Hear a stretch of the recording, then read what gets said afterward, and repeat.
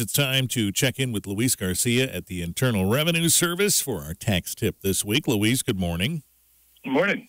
So if we get a letter from the IRS, one of the most important things is don't panic.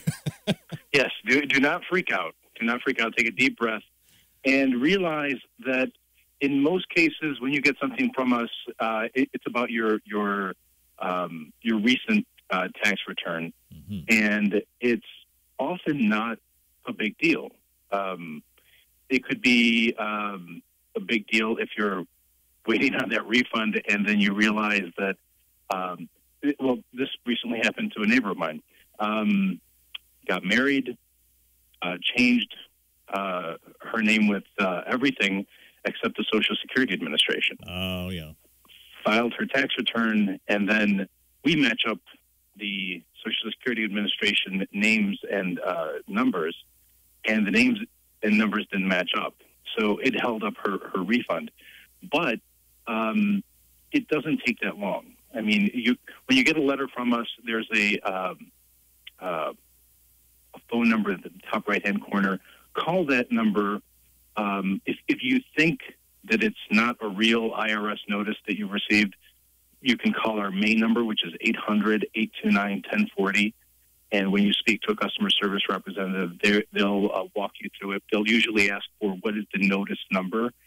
But in most cases, when you get this letter, it'll make sense to you because it'll say, well, you forgot to include this income, or you forgot to change your name, or whatever it is. And just follow the instructions. In some cases, if you agree with it, then pay the extra amount or wait for your additional refund.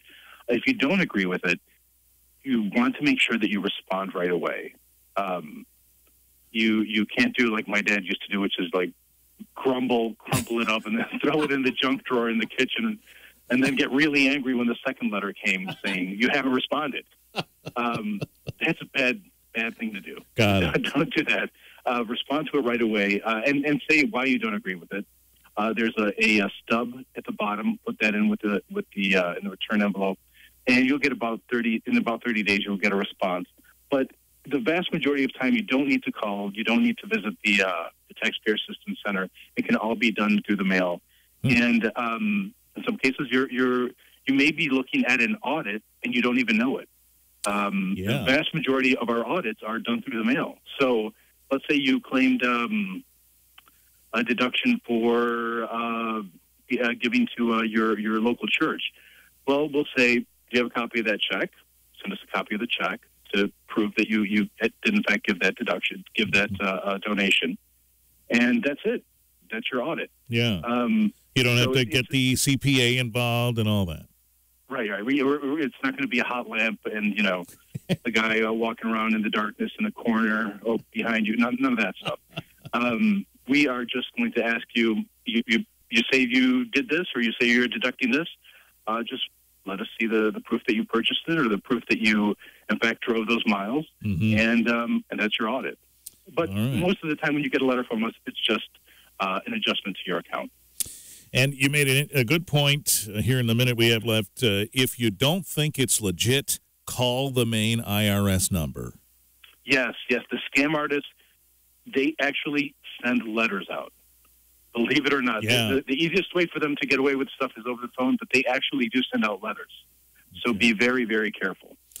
All right. Is there a single clue that comes to mind first that might tip you that the letter is not legitimate? One is the language is a little bit off. And two is it will do the same thing that they do over the phone, which is threaten you. Threaten you with an arrest, threaten you with something really dramatic, like foreclosure on your home, or having the police knock at your door at any second to arrest you. Yeah. And, of course, we don't do that ever. Got it. All right. IRS.gov is the website. And, of course, you can find the numbers there and a vast amount of information that's easily found so that you can check on these things and others. Luis Garcia with the Internal Revenue Service, our weekly tax tip on Tuesdays just before 8 on WBCK. Thank you.